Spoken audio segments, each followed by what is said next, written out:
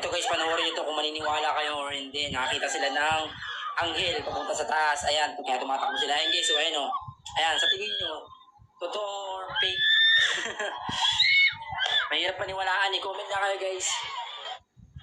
Ito guys, Guys, sinasabi ko sa inyo yung mga napapanood nyo sa YouTube, sa Facebook. Ito yung first na sasabihin ko sa inyo na about dun sa lalaki kanina. Sinasabi niya about dun sa video niya na proven, sinasabi niya about sa angel na yun, na fallen angel na yun na nakita sa video. Sinasabi ko sa inyo, hindi yun totoo. Hindi yun totoo guys. Proven tested, hindi ko sinasabi na hindi ako specialist o something, marunong sa lahat. Sinasabi ko hindi yun totoo.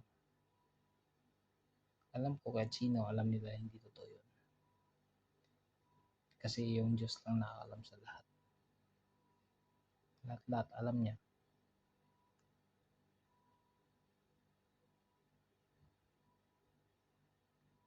Pag yung mismo yung Diyos na nagpakita sa'yo, yun na yun. Sa sarili mo. Hindi yun pinakita sa Facebook o sa anumang live na yan. Hindi ako naniniwala.